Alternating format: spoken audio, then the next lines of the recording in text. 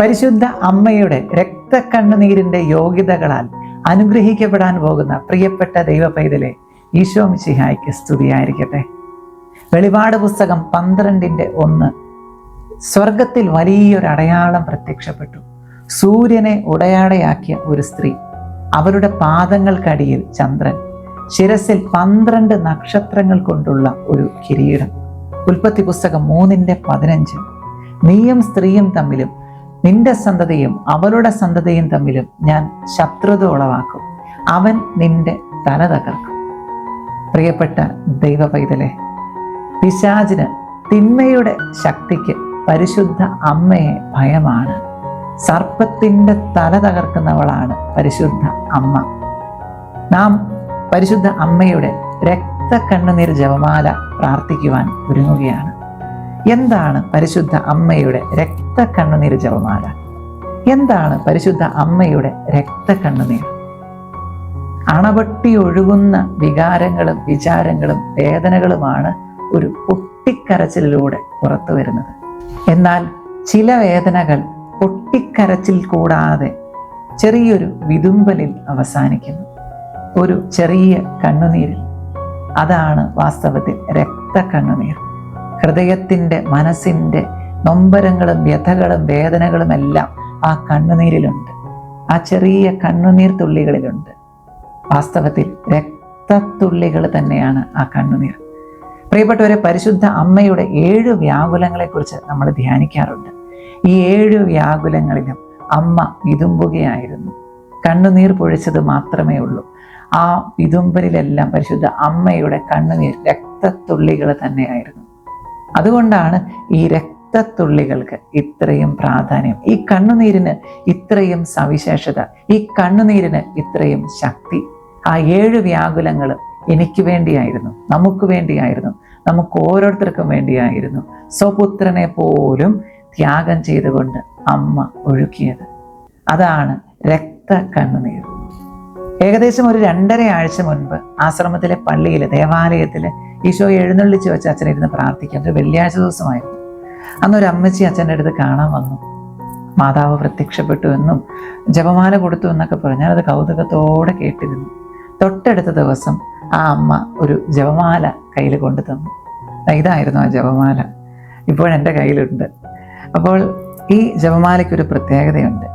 7 മുത്തുകൾ, 7 രഹസ്യങ്ങൾ, ഇടയിൽ 6 മുത്തുകൾ, പിന്നീട് 3 മുത്തുകൾ കൂട്ടിച്ചേർക്കപ്പെടുന്നു. 58 മുത്തുകളുടെ ഒരു ജപമാല. ഇതാണ് രക്തക്കണ്ണുനീർ ജപമാല.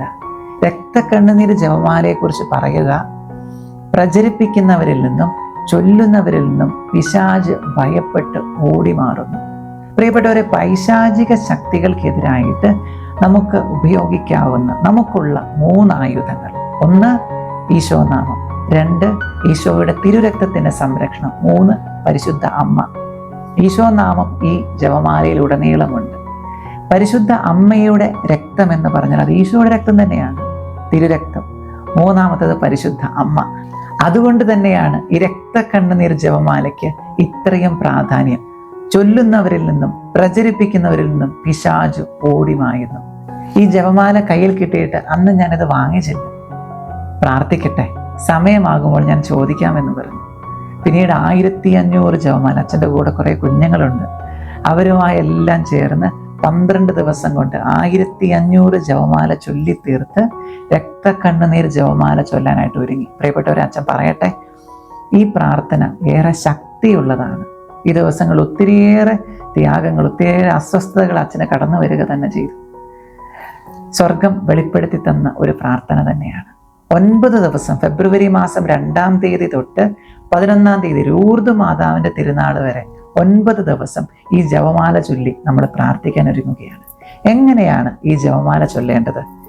ഏറെ ശക്തിയുള്ള ജപമാല ആയതുകൊണ്ട് തന്നെ, പ്രാർത്ഥന ആയതുകൊണ്ട് തന്നെ ആദ്യം തന്നെ ദിവസവും ബന്ധന പ്രാർത്ഥന ചൊല്ലേണ്ടത് അത്യാവശ്യമാണ്. അതുകൊണ്ടാണ് അച്ഛൻ 1500 ജപമാല ചൊല്ലി ഒരുങ്ങിയത്, മറ്റുള്ളവരെ ഒരുക്കിയത്. അപ്പോൾ ബന്ധന പ്രാർത്ഥന ചൊല്ലുക. തുടർന്ന് ഇതിൻ്റെ രീതി എങ്ങനെയാണ്?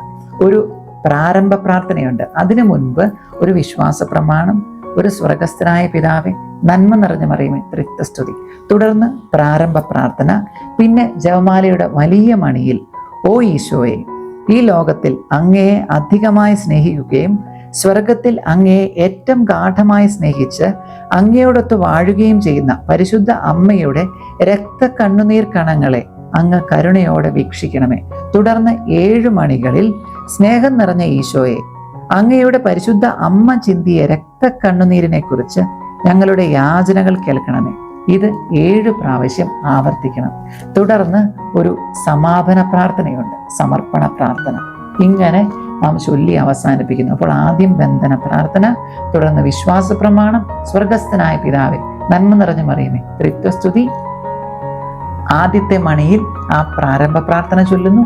പിന്നീട് 7 മണികളിൽ ആ പ്രാർത്ഥന, ചെറിയ പ്രാർത്ഥന 7 പ്രാവശ്യം റിപ്പീറ്റ് ചെയ്യുന്നു.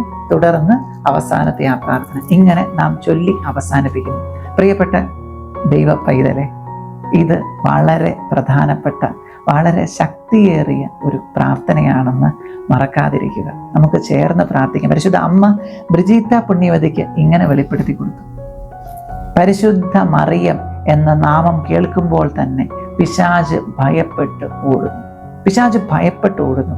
ഏതെങ്കിലും ആത്മാവിൽ അവൻ്റെ കെട്ടുണ്ടെങ്കിൽ ആ കെട്ട് പൊട്ടി തകരുന്നു. പ്രിയപ്പെട്ടവരെ, പരിശുദ്ധ അമ്മ, ഈശോയുടെ തിരുരക്തം, ഈശോ നാമം, ഇവ 3ഉം ചേർക്കപ്പെടുന്ന ഈ ബന്ധന പ്രാർത്ഥനയിൽ, ഈ രക്തക്കണ്ണുനീർ ജപമാലയിൽ ഭക്തിയോടെ പ്രാർത്ഥനാപൂർവ്വം നമുക്കും പങ്കുചേരാം.